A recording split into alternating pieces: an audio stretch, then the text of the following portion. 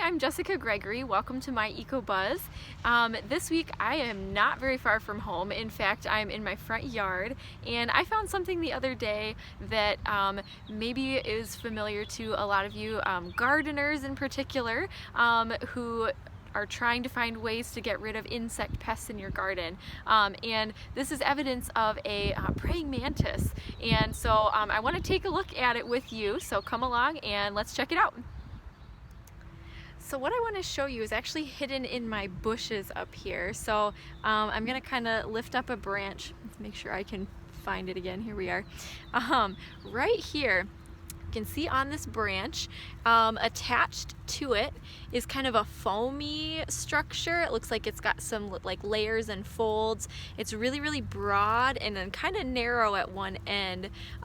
This is a praying mantis egg case. So inside are anywhere from 100 to 150 eggs, and then they're covered by this protective foam.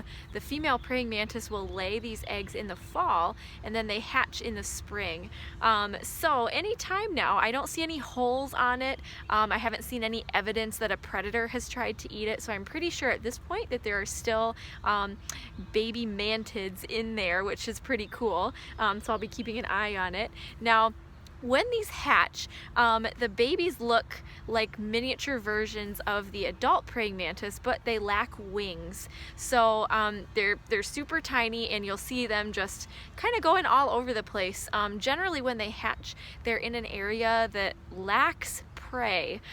So praying mantises, you know, they're recognizable by their bigger forelegs that kind of are clasped together like they're praying, but they eat other insects, so they're predators.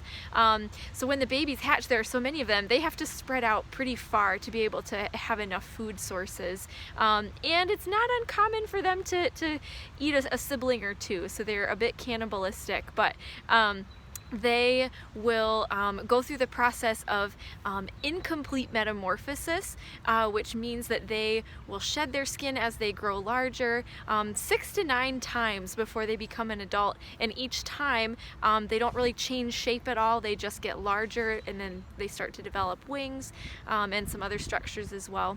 And then by the end of the summer, they will find a mate, lay more eggs, and die before the winter begins. So the whole process starts again in the spring. Obviously, you don't have to go very far in order to find evidence of these really cool insects, these praying mantises. They are very well adjusted to an urban setting as well as, you know, your rural field or forest setting. Now, the two species that you are most likely to run across are the European mantis and the Chinese mantis, both of which were introduced. So they're not native to this area, but they've become very well integrated into the ecosystems in the US. And I know that the egg case that I showed you here is probably the European mantis because of its shape. It was very broad on one end, and then it narrowed down to a point on the other end. There is a native species of praying mantis called the Carolina mantis, but that one has a very differently shaped egg case, so pretty confident that this one is just one of those European mantises.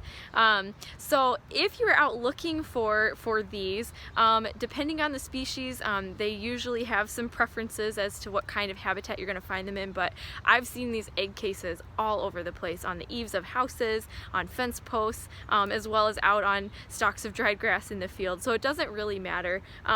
Less likely to see them in a forest habitat though, so they're going to be more of an open area creature that you'll want to look for. So go home and read a little bit more about some of these species, either on the internet or from your insect book at home, which hopefully you have by now, and hopefully you can go out and find some of these. They should be hatching soon, so when this one does, I will try to keep you posted on that.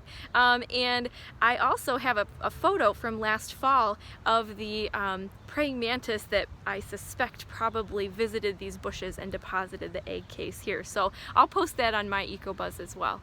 Thanks for joining me. Have a great week. Happy naturing.